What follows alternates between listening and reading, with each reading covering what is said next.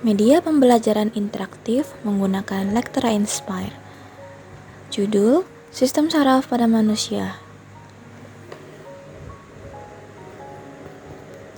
Petunjuk penggunaan pada media ini yaitu yang pertama terdapat tombol Next berfungsi untuk menuju ke halaman selanjutnya, tombol Back untuk menuju ke halaman sebelumnya, tombol X untuk keluar dari aplikasi, tombol pilihan materi untuk menuju ke halaman materi ajar, tombol bantuan untuk menuju ke halaman petunjuk, tombol Home untuk menuju ke halaman utama atau cover, tombol menu untuk menuju ke halaman menu.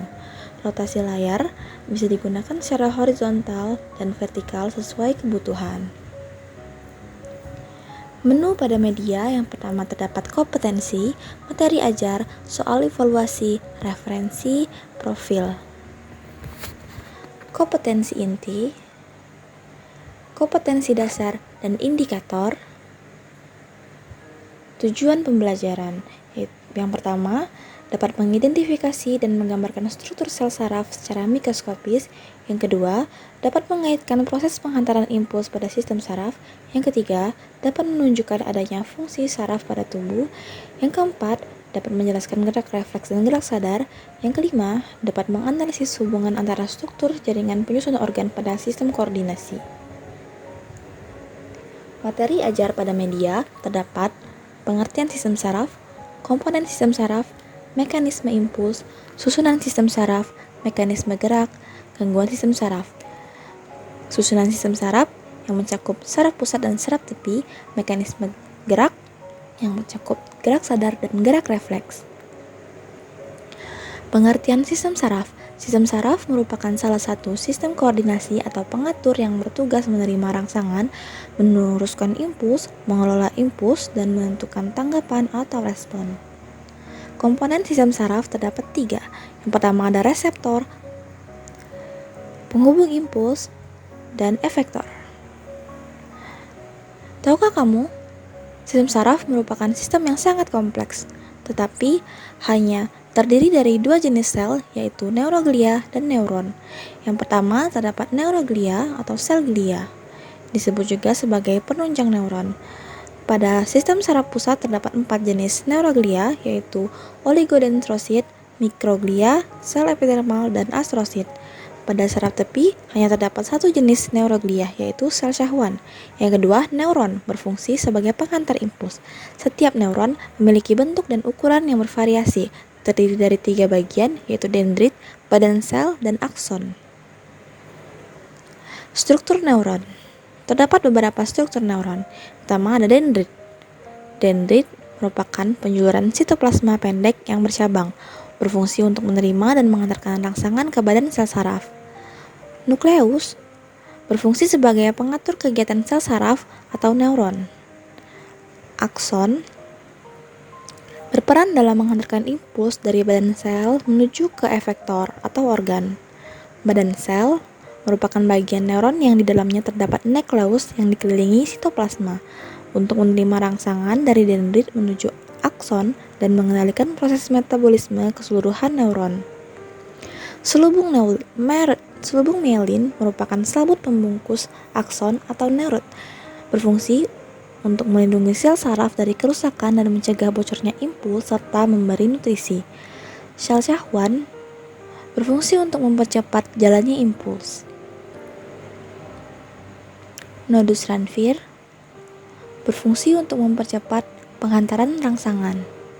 Dan terminal akson merupakan ujung akhir dari akson berupa serat saraf yang memanjang, berfungsi untuk menghantarkan rangsangan menjauhi badan sel menuju ke sel saraf lain. Macam-macam neuron. Yang pertama ada neuron unipolar, neuron bipolar, dan neuron multipolar. Struktur neuron ada terdapat neuron sensorik yang menghantar impuls dari reseptor menuju saraf pusat. Interneuron adalah sel saraf penghubung antara neuron sensorik dan motorik, dan neuron motorik yang berfungsi membawa impuls dari sistem saraf pusat menuju efektor. Terdapat kuis pada media yang bisa diisi sesuai dengan jawaban yang diisi, kemudian akan terdapat respon sebagai bentuk interaktif dari media.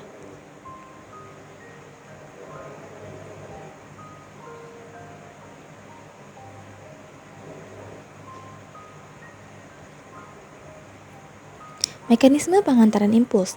Impuls saraf adalah pesan yang diterima reseptor dari lingkungan luar kemudian dibawa oleh neuron atau serangkaian aliran listrik yang menjalar pada serabut saraf atau akson. Informasi yang diterima oleh reseptor selanjutnya akan dihantarkan oleh dendrit menuju badan sel dan akson. Dari akson, impuls akan dihantarkan menuju dendrit neuron lainnya. Mekanisme pengantaran impuls dapat melalui membran sel, saraf, dan sinaps. Mekanisme impuls melalui membran sel menjadi 3 tahap, yaitu polarisasi, depolarisasi, dan repolarisasi. Pada tahap repolarisasi atau istirahat, neuron tidak menghantarkan impuls, sehingga bagian dalam neuron bermuatan negatif. Hal itu dikarenakan terdapat keberadaan partikel negatif atau ion. Kemudian tahap kedua, depolarisasi, yakni dengan tahapan neuron yang sedang dilalui oleh impuls. Selama impuls saraf berjalan, ion positif natrium mengalir masuk. Ion natrium akan mengubah muatan di dalam sel menjadi positif. Depolarisasi ini menjalar sepanjang neuron. Dan tahap ketiga adalah tahap repolarisasi. Terjadi ketika neuron sudah dilalui impuls. Setelah impuls lewat, ion kalium positif bergerak keluar sel. Hal ini mengakibatkan saluran natrium positif tertutup dan tidak aktif. Repolarisasi ini membuat bagian dalam sel menjadi negatif kembali. Pengantaran impuls melalui sinaps merupakan pengantaran impuls melalui celah di antara akson neuron dengan dendrit lainnya. Pengantaran impuls melalui sinaps ini berlangsung searah, yaitu dari neuron parasinaps, neuron sebelum sinaps, ke neuron pasca sinaps, neuron sesudah sinaps, yang melibatkan neurotransmitter atau zat kimia yang dapat menghantarkan impuls menuju neuron lain. Neurotransmitter dibungkus oleh membran yang disebut vesikel sinaps. Terdapat video pembelajaran mekanisme pengantaran impuls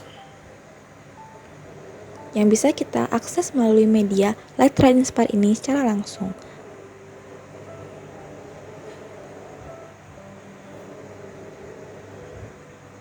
Susunan sistem saraf terbagi menjadi saraf pusat dan saraf tepi. Saraf pusat terdapat otak dan sumsum tulang belakang, saraf tepi terdapat saraf sadar dan saraf tak sadar. Saraf pusat yang terbagi menjadi otak dan sumsum tulang belakang.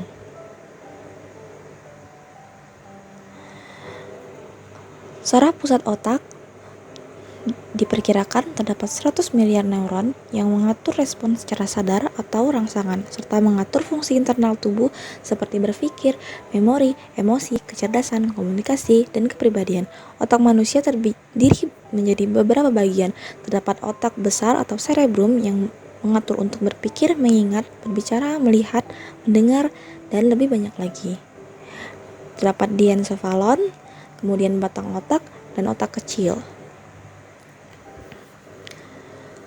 Saraf pusat pada sumsum tulang belakang atau medulla spinalis merupakan penghubung antara otak dan sistem saraf tepi. Bentuk silinder memanjang dari medulla oblongata hingga ke dua ruas tulang belakang, seperti pada gambar. Saraf tepi terdiri dari saraf sadar dan saraf tak sadar. Saraf sadar terdapat saraf kranial dan spinal. Saraf tak sadar terdapat saraf simpatik dan saraf parasimpatik. Saraf tepi atau perifer merupakan susunan jaringan saraf yang terletak di luar dari sistem saraf pusat. Saraf tepi membawa impuls saraf dari reseptor menuju SSP, yaitu sistem saraf pusat, serta meneruskan impuls dari sistem saraf pusat menuju efektor berupa otot dan kelenjar. Saraf kranial merupakan saraf yang berasal dari otak, berjumlah 12 pasang saraf. 12 pasang saraf kranial dibagi menjadi 3 sifat, yaitu 3 pasang saraf sensorik, 5 pasang saraf motorik, dan 4 pasang saraf gabungan sensorik dan motorik. Sedangkan saraf spinal merupakan saraf yang berasal dari sumsum tulang belakang. Saraf spinal ini berjumlah 31 pasang saraf. Saraf otonom atau saraf tak sadar merupakan saraf yang bekerja tanpa disadari dan bekerja secara otomatis dengan mengirim sinyal untuk mengatur lingkungan internal dengan cara mengontrol otot polos, otot jantung, organ-organ pencernaan, kardiovaskular, dan ekskresi. Saraf simpatik berpangkal pada sumsum tulang belakang atau medula spinalis di daerah dada dan pinggang. Saraf simpatik berfungsi untuk memacu kerja organ-organ tubuh. Neurotransmitter yang dihasilkan saraf simpatik adalah noradrenalin sehingga disebut saraf adrenerginik. Saraf parasimpatik berpangkal pada sumsum tulang lanjutan atau medula oblongata berfungsi untuk memacu kegiatan organ-organ tubuh.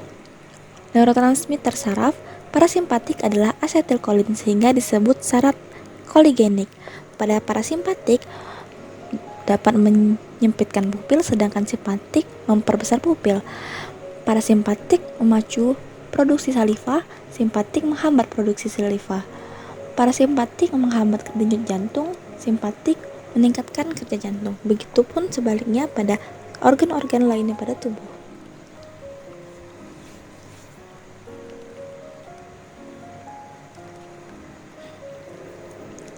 Mekanisme gerak. Salah satu bentuk reaksi terhadap adanya rangsangan adalah gerak. Terdapat dua macam gerak, gerak sadar dan refleks. Gerak sadar tahapannya yaitu impuls menuju reseptor atau indera, kemudian menuju neuron sensorik, lalu diolah di otak, kembali ke neuron motorik, dan disampaikan ke efektor. Sedangkan gerak refleks itu dari impuls menuju reseptor atau indera, kemudian disampaikan ke neuron sensorik menuju sumsum tulang belakang, lalu ke neuron motorik dan disampaikan ke efektor atau otot. Mekanisme gerak. Gerak sadar disebut juga gerak biasa, merupakan gerak yang disengaja. Contohnya pada saat menulis, berjalan, menoleh ketika disapa, makan, membaca, dan lainnya. Contoh mekanisme gerak sadar yaitu pada gambar ini dengan reseptor berupa mata akan menuju dengan sel saraf sensorik masuk ke dalam otak, kemudian diolah dan informasinya akan disampaikan dari sistem saraf pusat menuju motorik luar dan ke otot pada kaki.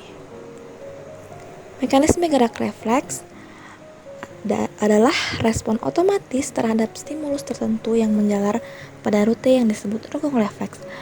Berikut ini mekanisme gerak refleks dimulai dari objek panas, kemudian arah impuls akan menuju ke dendrit sel saraf sensorik dan masuk ke dalam badan sel saraf sensorik, lalu akson sel saraf sensorik akan menghubungkan pada sumsum tulang belakang.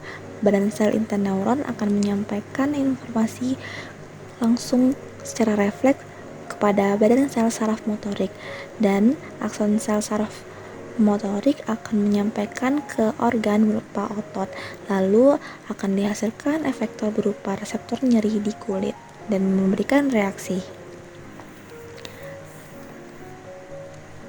Video pembelajaran mekanisme gerak.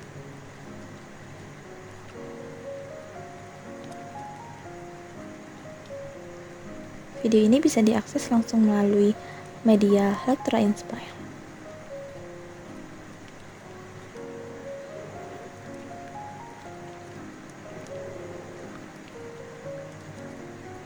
Gangguan pada sistem saraf. Terdapat beberapa gangguan atau penyakit yang dialami pada sistem saraf manusia. Di antaranya ada stroke, Alzheimer, gegar otak, epilepsi, encephalitis, cerebral palsy, Bell's palsy, meningitis, Parkinson, dan lainnya. Berikut adalah kuis pada bagian gangguan sistem saraf. Soal evaluasi pada sistem saraf manusia. Di sini kita bisa memberi nama dan kelas, kemudian masuk.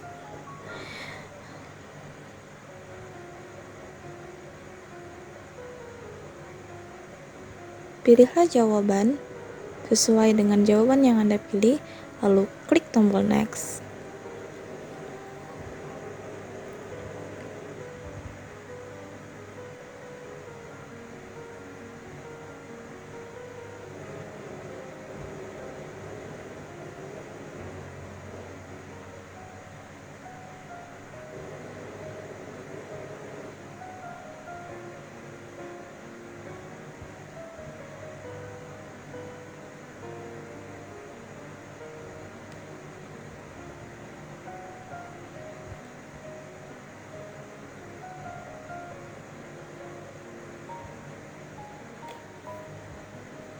Jika selesai, klik finish, maka hasil kuis Anda akan muncul pada layar.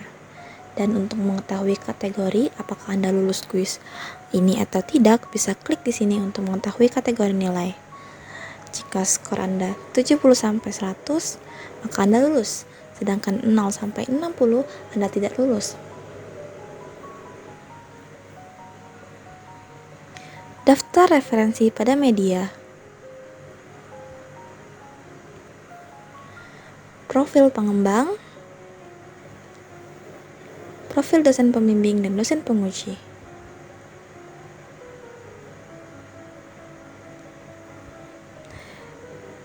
Untuk mengakses media ini, bisa hubungi email yang ada di deskripsi box, juga bisa mengklik link Google Drive yang tertera di deskripsi box. Terima kasih.